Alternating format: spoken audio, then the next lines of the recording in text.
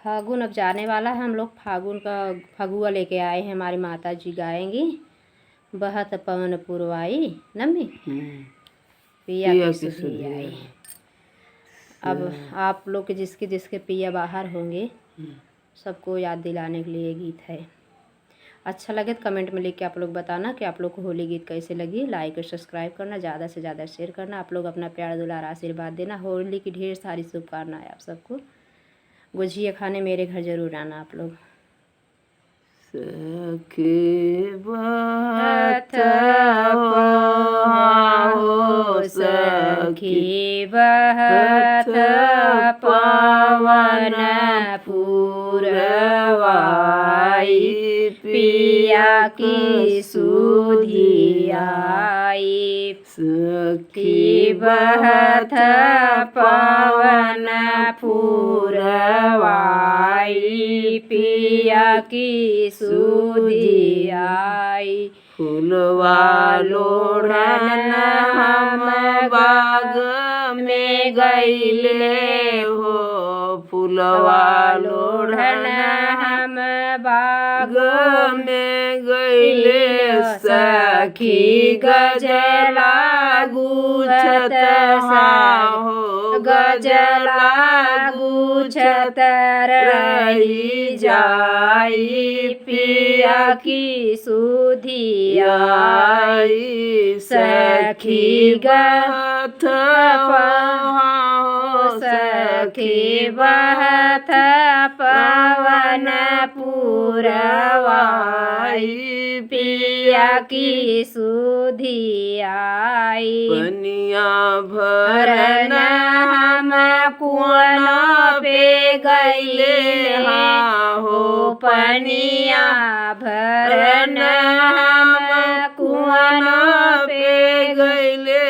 सखी घड़ीला भरत, सखी घड़ीला भरत न रही आई पिया की सुधी आई। सखी घड़ीला भरत रही जाई पिया की सुधी आई। सखी बहत पवन, सखी बहत पवन पुरवाई पिया की सुधी आई।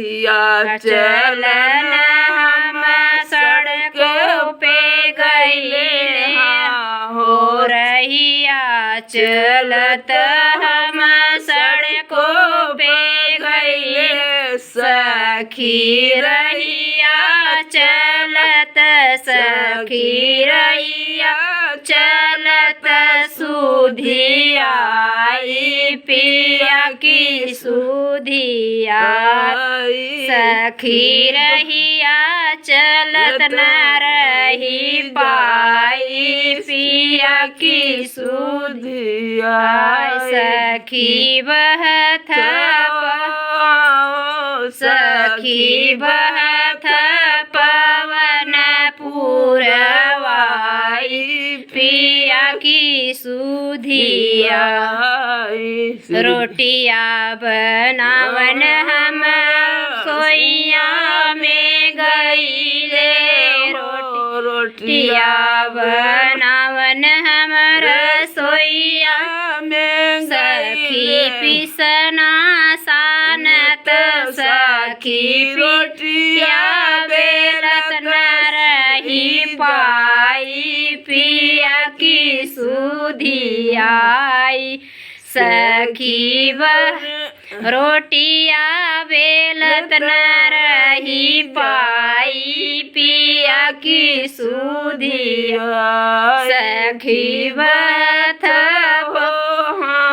सखी बहत पवन पुरवाई पिया की सुधी आई। से जिया सोवन वही महलों में गईले, से जिया सोवन वही महलों में गईले। सखी सखी तकिया पकड़ी सखी तकिया पकड़ी सुधी आई पिया की सुधिया सखी तकिया पकड़ी सखी तकिया पकड़ी न रही पाई पिया की सुधिया सखी बहत हो सखी बहत